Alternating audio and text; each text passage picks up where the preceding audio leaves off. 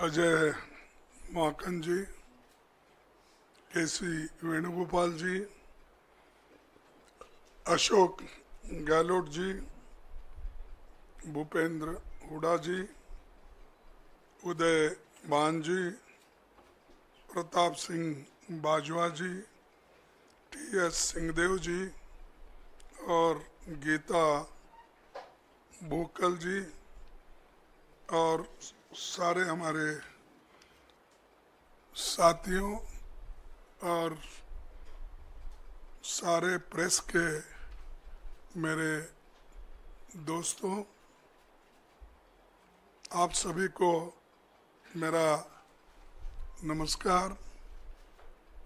और आज हम जो 7 गारंटी जो हरियाणा गवर्नमेंट की ओर से अनाउंस कर रहे, उस गारंटी को हम ये लागू करेंगे और इसीलिए हम इस गारंटी को रखे हैं नाम 7 वायदे पक्के इरादे। तो ये जो 7 वायदे हैं, उसके अलावा भी मैनिफेस्टो में जो हमारा कम से कम 53 पेज का मैनिफेस्टो है, वो तो बाद में वो लोग डिटेल उसको चंडीगढ़ में आपको बताएंगे। लेकिन ये जो वायदे हैं, हम इसको पक्का निभाएंगे। इसके लिए आज एआईसीसी ऑफिस से ये घोषणा कर रहे हैं। जैसा कि पूर्व वक्ता ने अपने इस पॉइंट को वो बताया है, लेकिन मैं उतने तफसील में नहीं जाता। मैं सिर्फ इतना कहूँगा कि हमारे 7 पॉइंट जो है, वायदे जो है, इसको हम खासकर 7 वर्ग में इसका बंटवारा किया है।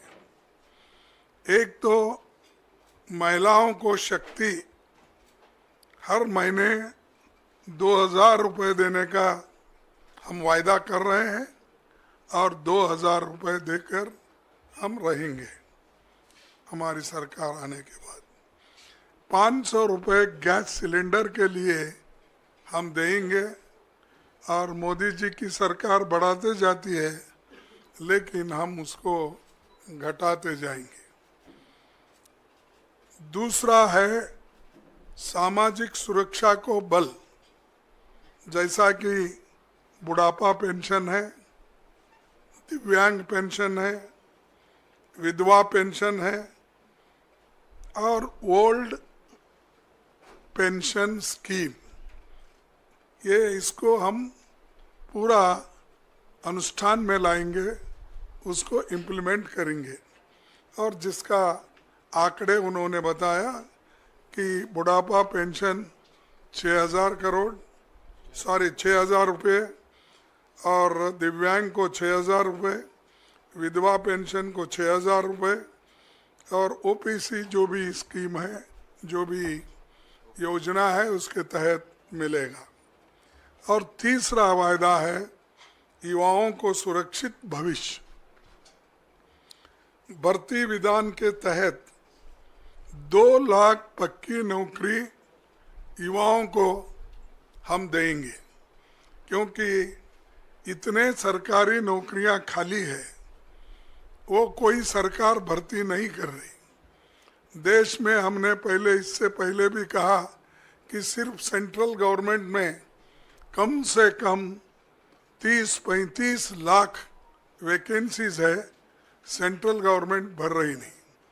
और हर स्टेट में जितने सरकारी नौकरीज हैं, वो भर्ती इसलिए नहीं कर रहे हैं कि केंद्र सरकार के पास तनख्वाह देने के लिए पैसा नहीं है। और ये जो युवाओं को हम ये नौकरी का वायदा कर रहे हैं, इसको हम निभाएंगे। हर परिवार को खुशहाली के तरफ जाने के लिए 300 यूनिट की फ्री बिजली ठीक है ना? 300 300 यूनिट की फ्री बिजली और 25 लाख तक मुफ्त इलाज, जैसा कि पहले हमारे भाई गहलोत ने राज्यसभा में राजस्थान में शुरू किया था, वैसा आज फिर हम हरियाणा में यही लागू करेंगे। तो ये दोनों भी जो फ्री बिजली और मुफ्त इलाज, ये बहुत ही पक्का है और गरीबों को इससे बहुत फ़ायदा होगा, किसानों को भी फ़ायदा होगा। और हमारा पांचवा जो है, गरीबों को छत, 100 गज का प्लॉट और 3.5 लाख की लागत से 2 कमरों का मकान। तो ये देखिए जरा, ये कम होता है क्योंकि 2 में क्या करना, उसके लिए बाद में सोचिए, क्योंकि पकाना किधर, सोना किधर। कम से कम एक किचन तो अगर रहा तो उसको ऐड कर दीजिए। हाँ, तो ना फिर ठीक है, लेकिन देखिए मैं अब तो फिर वायदा नहीं करता, क्योंकि आप अपने बजट को देखकर ये वायदे किए हैं। तो इसीलिए जब आपकी हालत सुधरेगी तो उस पर विचार कीजिए। फिर किसानों को समृद्धि, ये तो आप सभी को मालूम है, हम भी लड़ रहे हैं। राहुल गांधी जी भी एमएसपी के लिए बहुत लड़े, अभी भी लड़ रहे हैं। उसके अलावा एमएसपी की जो कानूनी गारंटी है, उसके लिए हम पार्लियामेंट में इलेक्शन में भी ये वायदा किया था। हमारे हरियाणा कांग्रेस कमेटी के आज के नेता लोग भी इस हरियाणा कांग्रेस का संकल्प पत्र में भी ये लिखा गया है।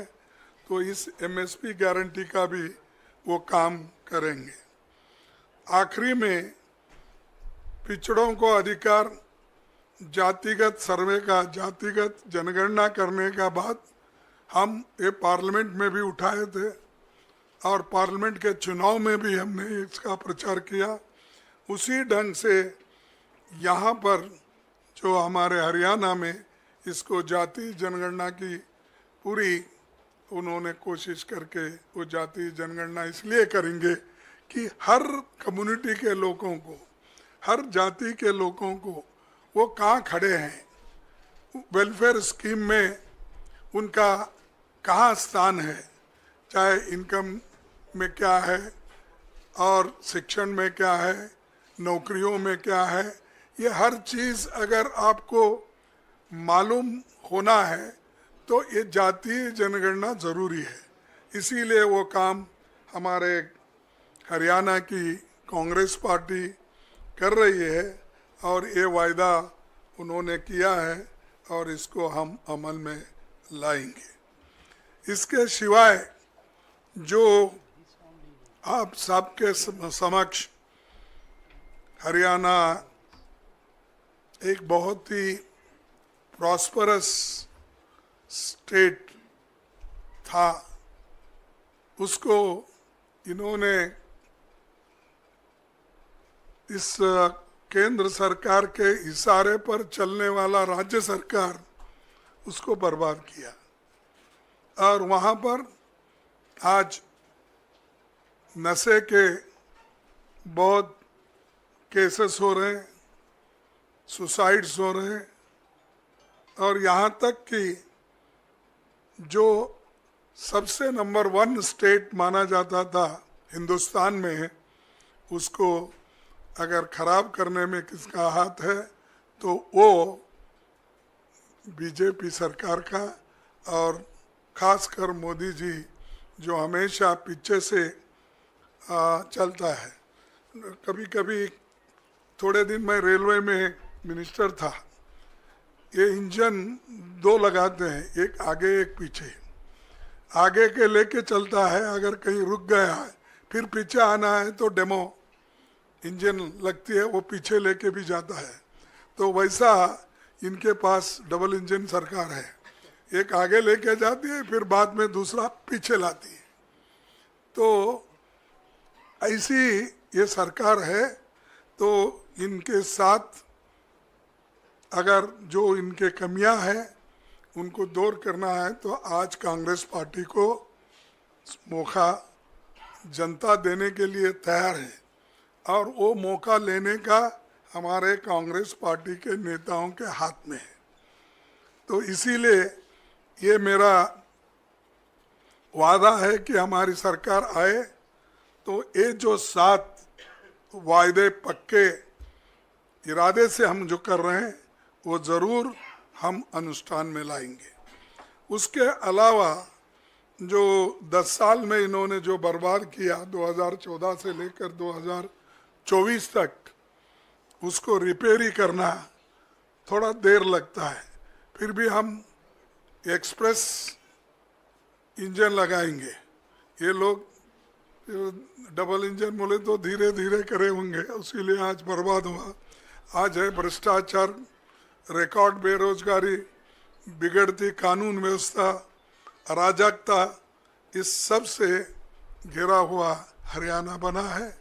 इसलिए इसको हम ठीक ढंग से करेंगे। और जो 14 साल मुख्यमंत्री थे हरियाणा के, वो दिख रहे नहीं, कहाँ हैं?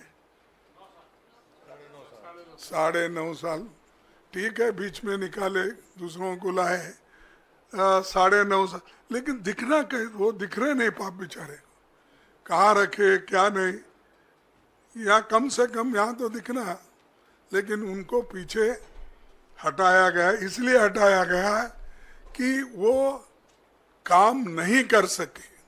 ये फेल्यूर का निशानी है। अगर अच्छा काम कोई करता तो इलेक्शन अगर 2-4 महीने रहता, कोई हटाता है? तो एक पहला उदाहरण है। तो ऐसा हो रहा है। और 6 महीने में कोई आके तीर नहीं मारता, वो भी फिर मोदी जी के तरफ से देखेगा। और रोज जाके जो हाथ मिलाता है, झुकता है, सर झुका के उनके पास बात करता है, तो उन्हीं को जरा उनका आशीर्वाद मिलता है। ये सब बातें आपको मालूम है। और आज जो हमारी पार्टी जरा जिसको जान आई है, वो खास करके हमारे राहुल गांधी जी के भारत जोड़ो यात्रा और भारत न्याय यात्रा, ये हमारा जनता से डायरेक्ट संपर्क रहने के वजह से, जनता से मिलने के वजह से, और कन्याकुमारी से कश्मीर तक और मणिपुर से लेकर महाराष्ट्र तक जो उन्होंने दौरा किया, ये लोगों को डायरेक्टली मिलने का किया।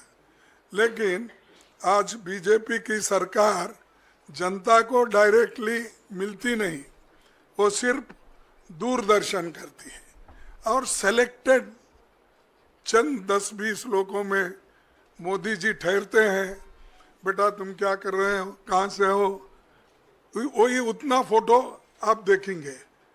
जाओ भाई, पैदल आप भी जाओ। आप तो बहुत बोलते हैं मैं प्रचारक हूँ, वो हूँ, ये हूँ, तो जा सकते वो लोगों में, हजारों के लाखों के भीड़ में नहीं जाते। और 1000 लोग कहाँ हैं वहाँ भी नहीं मिलते। जिनको जितना सेलेक्टिवली होना वही लोगों को मिलते हैं, सेलेक्टेड प्रेस को मिलते हैं, सेलेक्टेड जर्नलिस्ट को मिलते हैं। आप लोग कितने लोग गए मुझे मालूम नहीं, थोड़े कुछ गए होंगे, लेकिन बाकी के लोग तो दूर दर्शन लेते हैं, दूर से ही उनका दर्शन लेना। तो ये हालत उन्होंने बना के रखी है। लेकिन आज हम जो वायदे कर रहे हैं, इसके अलावा भी ये हम जो किसान आंदोलन हुआ, जो 3 काले कानूनों के लिए लोग लड़े और वो शहीद हो गए, उन शहीदों के लिए एक बहुत बड़ा स्मारक हरियाणा में बनाएंगे। और वहाँ के जितने भी किसान लोग हैं, अपना जो जान दिए हैं, शहीद हो गए हैं, उनको भी उनके बच्चों को नौकरी देने का भी वायदा हमारे गवर्नमेंट ने किया है। उसके अलावा भी और एक खुशखबरी है। आप बोलेंगे आप दिल्ली में रहने से हमको नहीं मिलेगा, लेकिन क्या कर सकते, उन्होंने हरियाणा के लिए किया है। पत्रकारों का कल्याण भी हमारे एजेंडा में है और उनके लिए हम कैशलेस इलाज की सुविधा देने के साथ पेंशन में वृद्धि करेंगे। ये वायदा आपके भाइयों के लिए है जो हरियाणा में रहते हैं। तो ये ऐसा कोई वायदा किसी और ने नहीं किया। ये बहुत बड़ा जो ये है अपना देन, एक गिफ्ट हमारे हरियाणा गवर्नमेंट के तरफ से। तो ये ऐसे बहुत से चीज़ें हैं, तो मैं सारे गहराई में जाना नहीं चाहता, लेकिन सभी के कल्याण के लिए बहुत से चीज़ें अभी आपको अपने इलेक्शन मैनिफेस्टो में मिलेंगे, लेकिन आपके लिए आज के लिए जो 7 वायदे हैं और बाकी के जो भी चीज़ें हैं, तो हम खास करके इसका घोषणा यहाँ कर रहे हैं। इसीलिए आप लोग आए, आप सभी को मैं धन्यवाद देता हूँ कि शॉर्ट नोटिस में आपने पूरे अपने अटेंडेंस को यहाँ पर दिखाया। Thank you one and all. बहुत बहुत धन्यवाद आदरणीय अध्यक्ष महोदय। अब मैं अनुरोध करूंगा भूपेंद्र हुड्डा जी से कि वो धन्यवाद करें और उसके बाद में पवन खेड़ा जी यहाँ पे उनसे मैं निवेदन करूंगा वो आए और केवल 5 क्वेश्चंस पूछेंगे तो उसको वो कंडक्ट करेंगे। अब भूपेंद्र हुड्डा जी सबका धन्यवाद करें। धन्यवाद। आदरणीय कांग्रेस अध्यक्ष खड़गे साहब, वेणुगोपाल जी, अजय माकन जी, अशोक गहलोत जी, प्रताप बाजवा जी, हमारे यहाँ हरियाणा कांग्रेस के अध्यक्ष चौधरी उदयभान जी, हमारी मैनिफेस्टो कमेटी की चेयरपर्सन गीता जी, TN सिंहदेव जी व उपस्थित सभी पत्रकार व छायाकार साथियों। देखिए, बात तफसील से बताई हमारे कांग्रेस अध्यक्ष जी ने। सबसे पहले तो मैं आभार व्यक्त करता हूँ कांग्रेस अध्यक्ष जी का, उन्होंने समय निकाला और ये उन्होंने खुद स्वयं पढ़ा जो हमारा मैनिफेस्टो तैयार हो रहा है, और यहाँ पर आज इन्होंने 7 गारंटी का जो है ये रिलीज किया है। जब हरियाणा 1966 में बना, इंदिरा जी ने बनाया, तो ये सवाल उठे थे कि आया आर्थिक तौर पे हरियाणा अपने पैरों पे खड़ा हो सकता है, नहीं खड़ा हो सकता है। लेकिन जैसे जैसे इंदिरा जी, राजीव जी के समय में, फिर अपना नरसिम्हा जी के टाइम में, नरसिम्हा राव जी के टाइम में, फिर डॉक्टर मनमोहन सिंह जी के टाइम में सोनिया जी अध्यक्ष थी, तो हरियाणा ने बहुत प्रगति करी हरियाणा ने। और 2014 में जब हमने कांग्रेस ने सरकार छोड़ी, तो हरियाणा प्रति व्यक्ति आय में, बड़ी स्टेटों में प्रति व्यक्ति आय में, प्रति व्यक्ति निवेश में, नौकरी देने में, कानून व्यवस्था में, खेल और खिलाड़ियों में नंबर 1 था।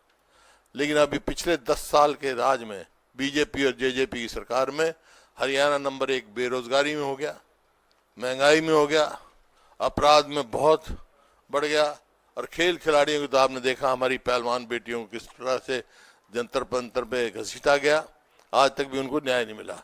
तो मैं इन शब्दों से कहना चाहता हूँ अध्यक्ष जी को, अध्यक्ष जी आपके नेतृत्व में और राहुल जी के नेतृत्व में हम आपसे वायदा कर रहे हैं हरियाणा कांग्रेस की तरफ से कि एक अच्छी सरकार बनाएंगे। जो आपने रिलीज किया है ये हम लागू करवाएंगे कांग्रेस की सरकार बनके, और हरियाणा को फिर से नंबर 1 बनाने का कार्य हम आपके नेतृत्व में और राहुल जी के नेतृत्व में हम करेंगे। इन्हीं शब्दों के साथ मैं फिर से सब साथियों का, खास तौर पे हमारे TN सिंहदेव जी का, हमारी गीता जी का, बहुत मेहनत करी, अध्यक्ष जी का बहुत मेहनत से जो है मैनिफेस्टो तैयार किया है और सब अध्ययन करके किया है। तो इस वास्ते मैं आप सबको भी धन्यवाद करता हूं, आपका भी करता हूं, और अध्यक्ष जी का फिर से धन्यवाद करता हूं, इन्होंने इतना समय दिया। यहाँ तो अभी तो आधा घंटा दिया, लेकिन मैनिफेस्टो में पूरा समय दिया इन्होंने, एक एक लाइन पढ़ी इन्होंने। तो ये समय देने के लिए मैं फिर से इनका आभार व्यक्त करता हूँ। आप सबका बहुत बहुत धन्यवाद। साथियों, प्रश्न उत्तर शुरू करने से पहले 3 मिनट का हमारा एक कैंपेन सॉन्ग एंथम है, पहले मैं आग्रह करूंगा कि उसे चलाया जाए, उसके बाद आगे बढ़ाते हैं।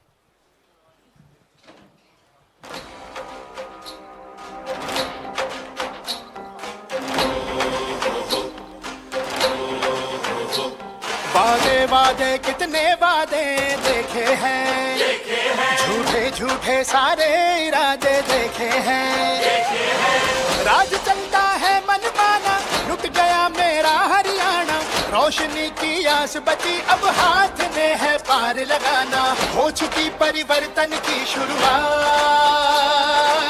हो चुकी परिवर्तन की शुरुआत, हाथ बदलेगा हालात, सारा हरियाणा कांग्रेस के साथ, हाथ बदलेगा हालात, सारा हरियाणा कांग्रेस के साथ।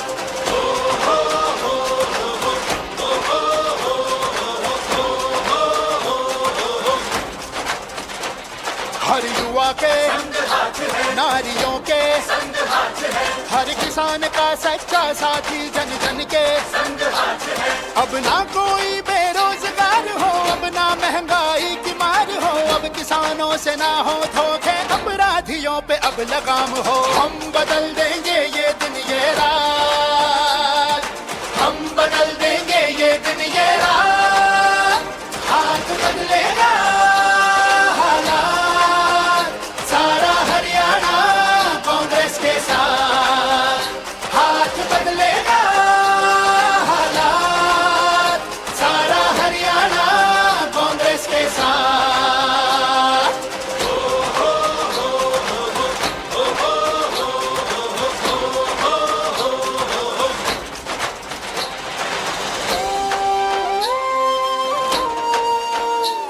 महिलाओं का सम्मान हो, हर बुजुर्ग का स्वाभिमान हो, हर गरीब को सेहत मिले, हर घर रोशन बना रहे,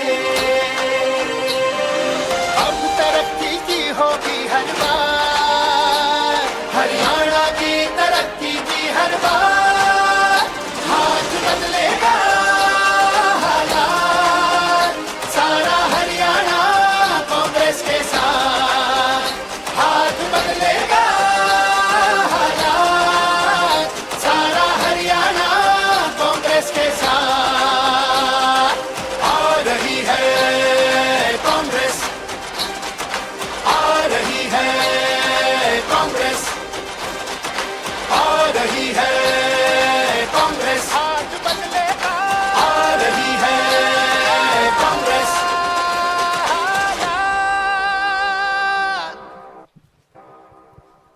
धन्यवाद।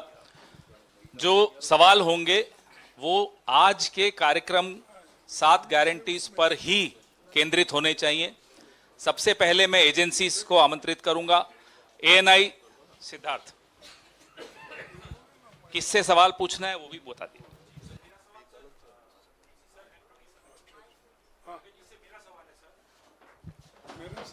हाँ सर, आपने 7 गारंटियां भी बता दी, पूरा मैनिफेस्टो एक तरीके से आप लोगों ने पढ़ दिया है। क्या आप लोग इस इलेक्शन में इस मैनिफेस्टो के साथ साथ चेहरा भी लेकर जाएंगे? क्या कोई चेहरा सीएम का अनाउंस होगा? और अगर होगा तो क्या, क्योंकि पूर्व मुख्यमंत्री हुड्डा जी बैठे हैं, क्या इनका चेहरा आगे होगा क्या? कांग्रेस पार्टी में हमेशा इलेक्शन होने के बाद जो एमएलए चुन के आते हैं वो लोग तय करते हैं कि किसको चीफ मिनिस्टर बनाना। तो वो बात अब नहीं आती कि ये हर जगह हम ऐसा ही करते, और ये कोई नया हमने सिस्टम नहीं शुरू किया। जो काम करता है उसको मिल ही जाता है, लेकिन एमएलए लोग तय करते हैं, चुनाव जो जीत कर आते हैं। तो ये हमारा पहले से सिस्टम है। पीटीआई से रिपुंज तिवारी, आईएएनएस। सर मेरा सवाल इलेक्शन से ही रिलेटेड है। अभी कैबिनेट ने वन नेशन वन इलेक्शन का प्रस्ताव पास हो गया है, मोदी सरकार ने पास कर दिया है। इस पे खड़गे सर आप क्या कहेंगे? मैंने आपको कहा था इसी पर केंद्रित रखिए। सर इलेक्शन पे मैनिफेस्टो के नहीं, इसी पर केंद्रित रखिए।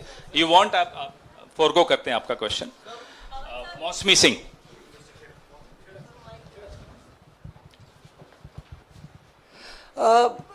आज बीजेपी का भी मैनिफेस्टो रिलीज होना था। हुड्डा साहब, आपसे सवाल था कि क्या वजह आपको लगता है कि आज उन्होंने उसको टाल दिया? और मैनिफेस्टो कमेटी से मेरा सवाल है कि जैसे कि जब लोकसभा में भी मैनिफेस्टो कांग्रेस रिलीज करती है, माकन साहब और बाकी नेता, तो तमाम रायशुमारी होती है। हम जानना चाहेंगे कि हरियाणा के मैनिफेस्टो को बनाने में क्या रायशुमारी हुई, क्या अलग अलग समुदायों से बातचीत हुई? और सर, ये जो सवाल पहले पूछा गया था बहुत वैलिड है, वन नेशन वन इलेक्शन का, खड़गे साहब, उस पर आप बाद में जवाब भले ही दे दें। एक मिनट, गीता भुक्कल जी हमारी चेयरपर्सन है मैनिफेस्टो कमेटी की, ये आपको बताएंगी कि इसमें रायशुमारी क्या क्या हुई।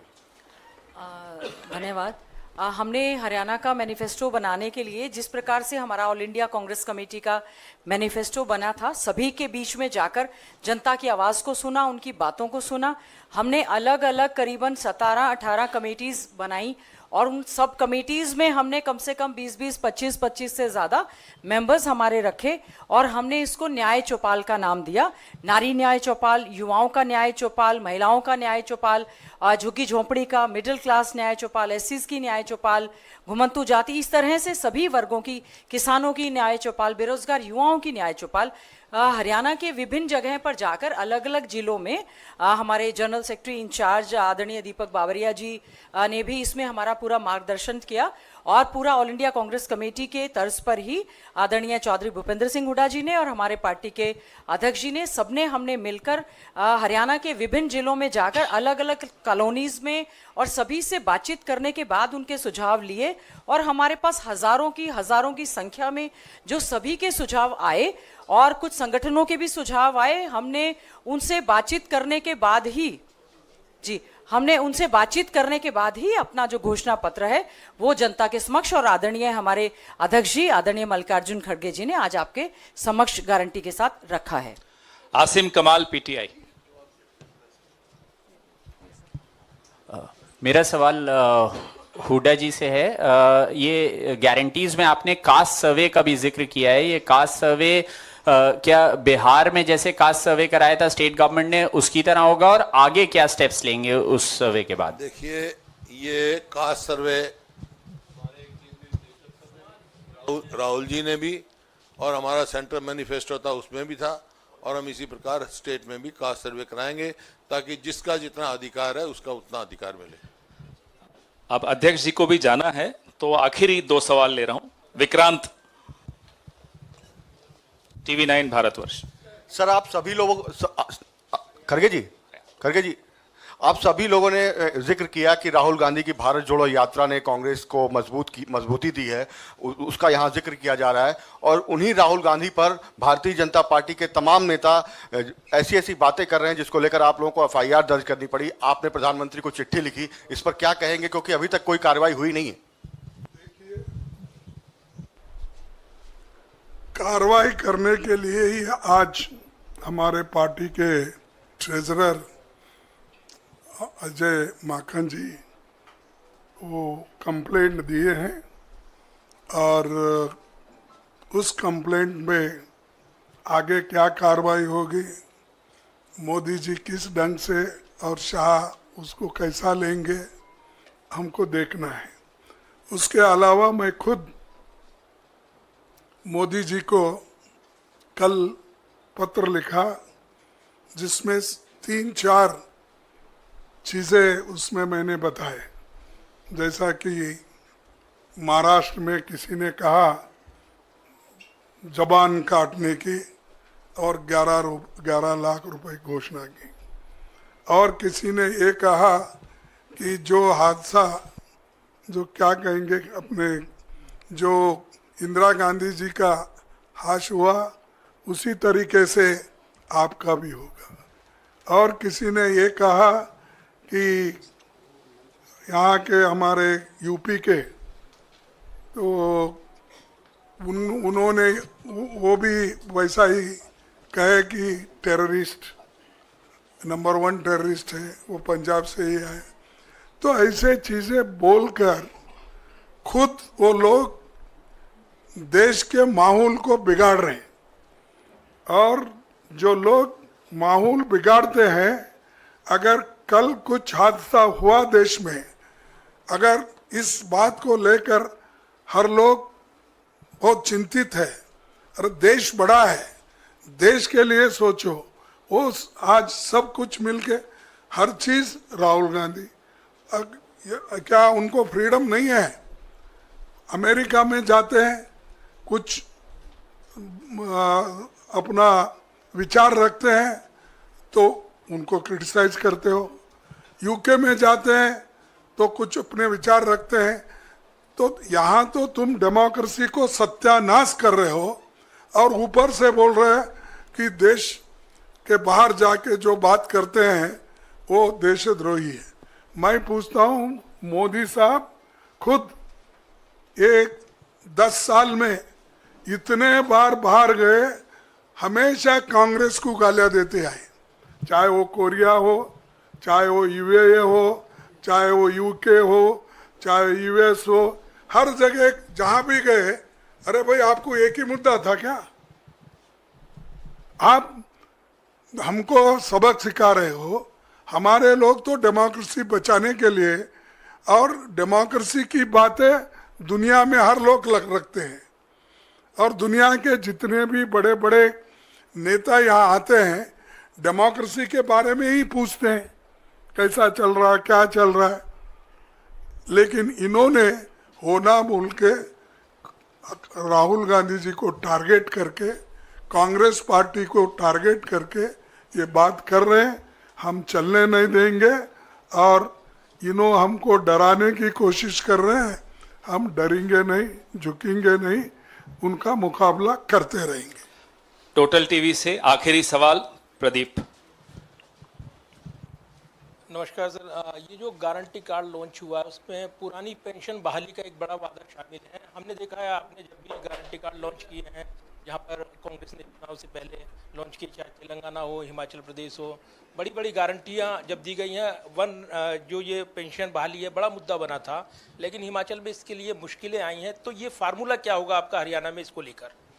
देखो, वो सारी चीज़ें अभी आपने बताया हमारे गीता जी ने कि ये छानबीन करके ही हमारा बजट क्या है, रिसोर्सेस कितने हैं, और इन रिसोर्सेस में कौन से कार्यक्रम हम ले सकते हैं, ये सारे चीज़ की छानबीन होने के बाद ही इस ओपिनियन पे आए हैं कि हम ओल्ड पेंशन स्कीम जारी कर सकते हैं। तो इसलिए हम जारी करेंगे।